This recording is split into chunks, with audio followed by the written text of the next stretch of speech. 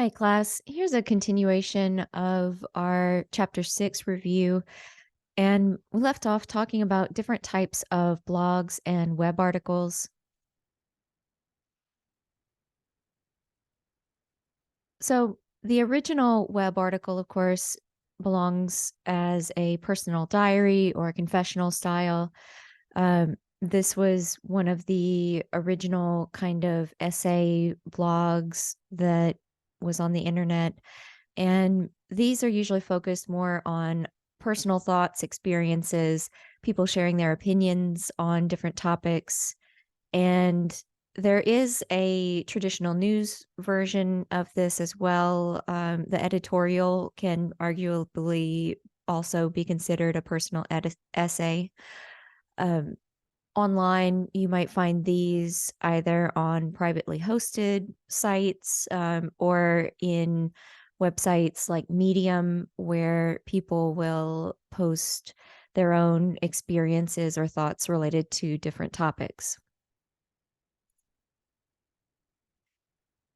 Now, with the interview blog is where we're normally looking at a transcription of an audio or audio interview. And this is normally a celebrity or another professional. A lot of times they're repping a book that they just wrote or a movie that they worked on or something as well. Whenever you think about like what is this person trying to sell and you watch an interview, you'll notice that quite a few, pretty much all of the interviews that you'll hear, people are talking about either a new movie that they're in or they're discussing a book or a new show they started, something like that. And that's pretty common for interviews. And you might also find some interviews that are included in how-to interviews as well, like where they'll be on set with somebody and talk about the like how to fix your bike or something like that. And it'll usually include some personal information as well as professional information. And these can also be found in the online blog writing style, often as transcriptions.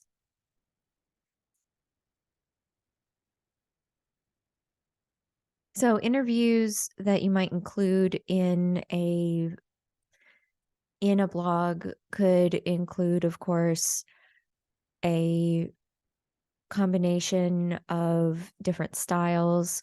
So if you want to write something a little closer to the news style that we've covered already, or if you want to do a how-to article along with a video or an explainer about a particular topic where you include an interview as part of your article, you can do that as well. And this is something, another thing that you might hear in interviews. It could cover field specific ideas or maybe current or future events as well. Now, an explainer is an online news article. This is very similar to feature writing, and it's where you're guided uh, through a particular topic or event. And usually it's more like that expanded inverted pyramid, or in this case more of a trapezoid, where you have background and you also have subheadings that include additional information. And this could be a non-linear narrative where you're including information that can be read out of order, or it could be something more closely related a um, to a how-to article or something where you're going step by step through processes, and the person reading needs to read them in that order. So again, a how-to is basically a kind of explainer. It's a step-by-step guide where you're expecting someone to either read your article with pictures or probably watch a video and maybe have a step-by-step guide included along with the video. And this is meant to help illustrate each point that you are describing within your article. Now, a list or a listicle is usually something where you're writing an article and it has maybe a review of the best or worst of a particular item, like best or worst fiction books of 2023, or maybe the best smartwatches of 2023, or whatever it is that you're reviewing, or that you want to have a list of information about a particular topic, but it's usually something that can be read out of order or where your audience might jump around within the article. Now, niche blogging, this is where we're talking about a specific topic. So it's where you have a very finite audience, and it can help you to actually expand your audience because you are focusing on such a specific topic. For example, if we're talking about new technology, then maybe you have a website where the website focuses on new technology, but then you have segments where you're focusing on certain kinds of new technology, like maybe new monitors that are coming out, or new keyboards, or maybe new software that's coming out. So it can be very specific subcategories within a particular topic. And when you focus that way, it helps your audience to grow because they know exactly what they're getting, and you become more of an authority on that particular topic. Now, for blogs and niche blogging in particular, you can use one or more contributors to meet deadlines and have a diverse number of viewpoints about your subject. So this is handled a few different ways depending on the website, but a lot of times they'll hire people as freelance authors. So you might write for two or three different technology websites, or you or you might have one person who's a full-time writer, and then and also editing the content and making sure everything matches the brand that you're developing. And then you have other writers and who come in and give you that additional content.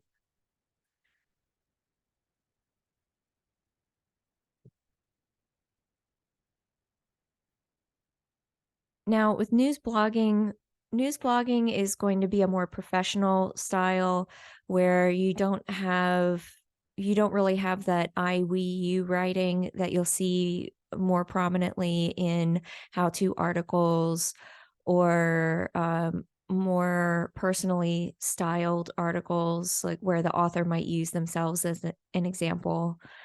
Um, these are preferred by this news blogging style is preferred by traditional news outlets. This is where they can go into detail with headings and subheadings about different topics. And this can still be considered part of the niche blog category.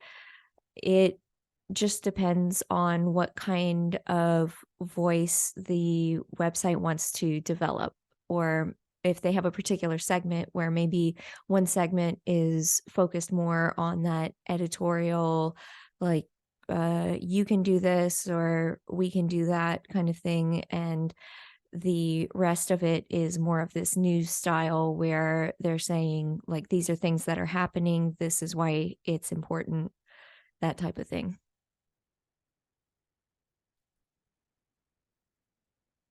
Now, why would a traditional news organization want to create a blog?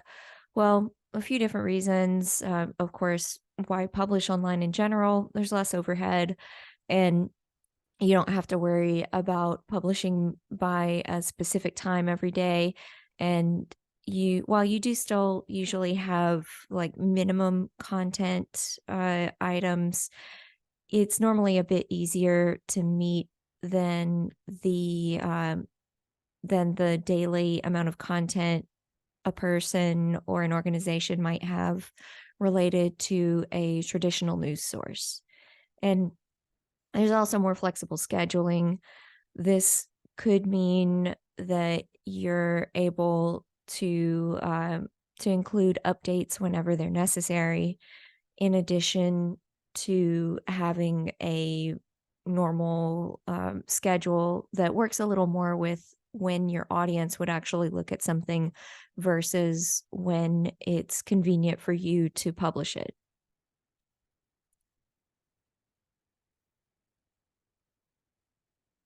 And of course, whenever you publish online, you're able to expand content, include hypertext, where you're able to click on the text and go to a different web page that includes that additional information. You can embed items, PDFs of work in a, so like if you're talking about a specific article from another organization and you think they might take it down later, then you can print a copy of that web page into a PDF and embed it in your website so people can use it. Or you can adjust your content if let's say you do an annual event where you review the best watches of the year, then you can create a new page every year where people are automatically going to this specific part of your website and they can see that content right away instead of having to dig for it. And it's a lot easier to connect to specific audience members. You don't have to worry about shipping anything to them. I mean, it's available through the internet. So the majority of people who are interested in your content should have some way of connecting to it, as opposed to with traditional print media or even with broadcasting, where you have a very limited distribution area.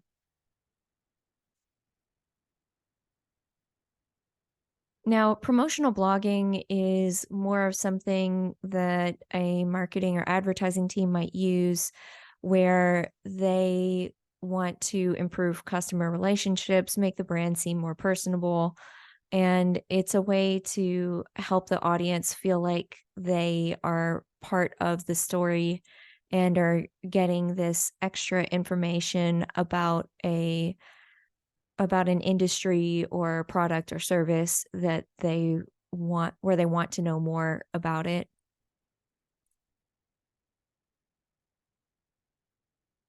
And you can also create what are called advertorials. And this is where instead of having your own blog on a company website, instead you hire other writers to write about your product or your service. And it's a great way for people um, to connect with your materials and for writers to learn about your products or services.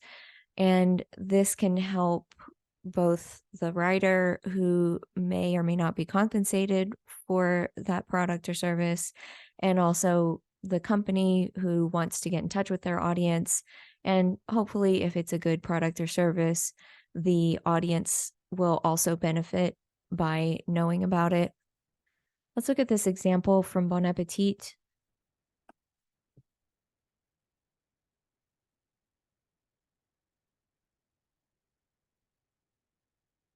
So you can see on the webpage, have um, they have this recipe for smoked salmon, and they start out very similarly to the other articles that we looked at in class, where there's an introduction, and then they also include this information for you on the Bon Appetit website, where it says that all the products are independently selected by editors, however, that they do get a compensation whenever you click on the link and you buy something.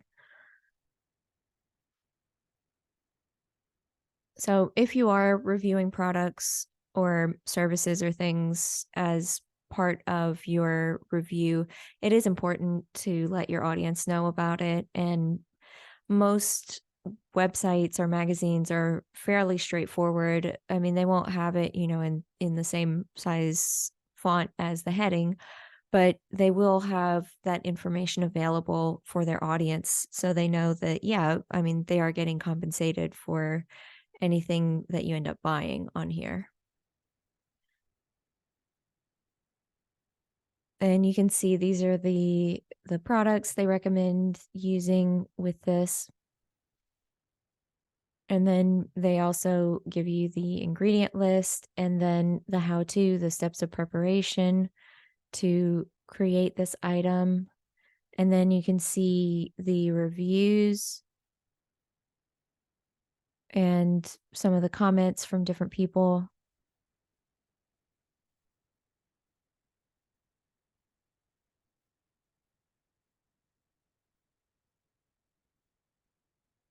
And they also have some hypertext right here. And if you look at the bottom left corner, you can see there's a little spot where it tells you where this link goes. It was down over here, bottom left.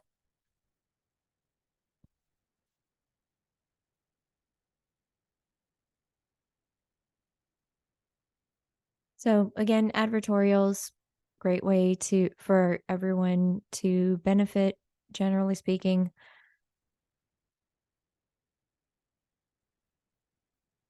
So ask yourself, what are two types of online articles or blogs? What were two of the types that we discussed just now?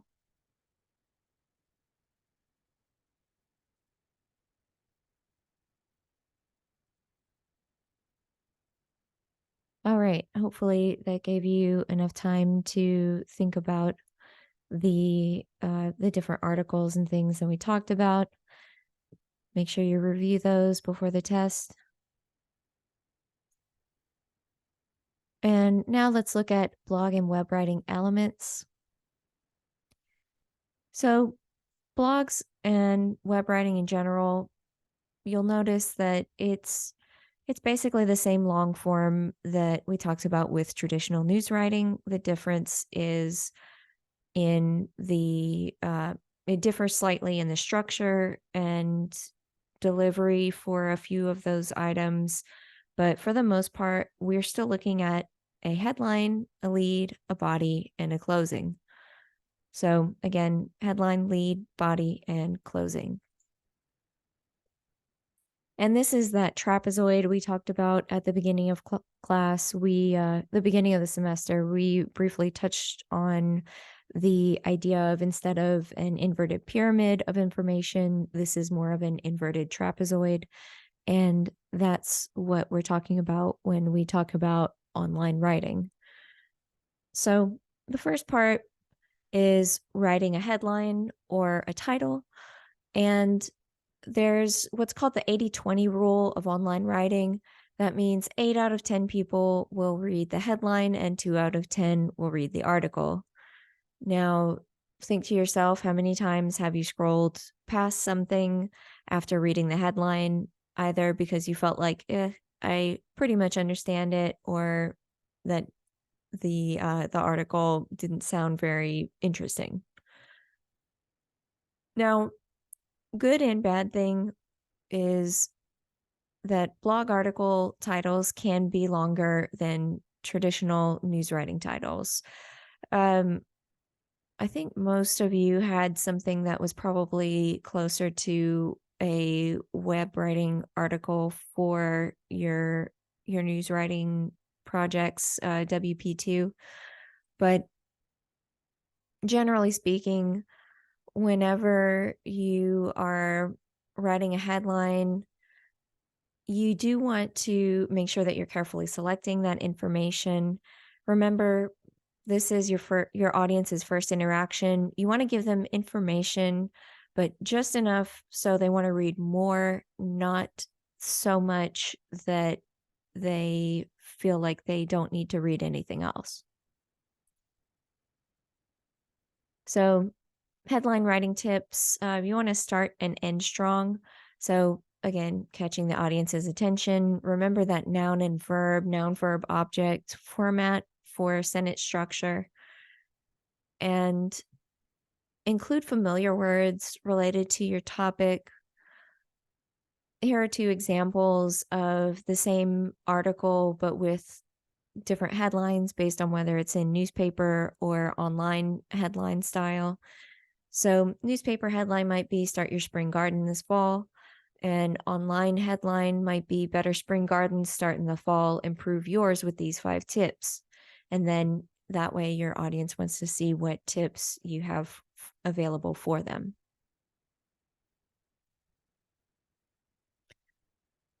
Now, when you write your lead, you're defining the big picture for your audience.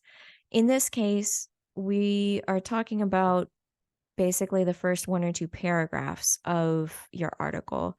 So very short, but still um, enough information that your audience gets the main ideas. You're answering the basic W's and H for them so they know what they're getting into and what is going to be outlined in the rest of your article. And the way you format the beginning will vary slightly depending on what kind of information you're giving, whether it's a news style blog article, a promotional or how to, or if it's a list of top or worst whatevers. So think about what your point is for writing the article. So what main ideas do you want your audience to remember, and start with those in your lead. Next, the body. This is where you have a little more information and you're organizing that additional information into specific segments. So the average blog is between 700 and 1,600 words. But remember, you want to keep it easy to read. Highlight main ideas in your blog, whether it's talking about a background of a product, or if you're doing a review, then maybe the names of each of the 5 or 6 products you're reviewing, or anything else that might be important for your audience and something where they might want to scroll down and go directly to that information. And consider your audience's needs. Remember, they're usually working with limited time, and also what kind of platform are they using to access this? Are they looking at it in a web browser? Are they looking in an app? And are they on a phone or on a computer? No matter what, make it easy for them to find that information. So, general layout when you're developing your body, think about a heading as, so you have a heading plus subheadings in the paper itself. So each section of your body should have a subheading and then additional paragraphs, or a subheading with a brief 1 or 2 sentence explanation plus bullet points. Now, you might include photos or a slideshow. You could include videos, audio recordings, PDFs, what have you, whatever kind of interactive content makes the most sense for that particular style. And then your closing, especially whenever you're writing online, you want to make sure that you're giving your audience a way to use that information, whether it's starting it by saying, here are the directions to make this awesome waffle, or here are, or at the end, whenever you're wrapping it up, if you say, like, here's the number you can call if you want to volunteer, or any of those kinds of things. So it's important to help your audience engage with the information that you just gave them. Otherwise, it just kind of sits there, and some people have trouble connecting between you giving them that information and them figuring out what to do with that information once it's been provided. So include a call to action. And if you introduce some other ideas in the story, of course, think about using quotes or referencing your introduction even to help you wrap everything up. And finally, check your work before you publish. Double check facts, make sure you're spelling names correctly, that you have the right dates, numbers, all that kind of stuff, hyperlinks, that you have the correct URLs for websites and that they open in a new window. And also spelling and grammar. Make sure that you have, your T's crossed and your I's dotted, that you're including the additional elements that you need, that it's embedded where it's supposed to be, and that all of your elements show up in your work. You don't want any broken content, so when an element doesn't load, and include credit for images. Where did you find them? Who created it? And one of the things you would include if you're publishing online is alternative text. And that's used for blind transcription devices or when an element doesn't load. So even if your picture doesn't show up, people will know what's supposed to be there. And here's a list of additional references. I did include some below in the speaker's notes as well throughout the presentation. So take a look at those as well.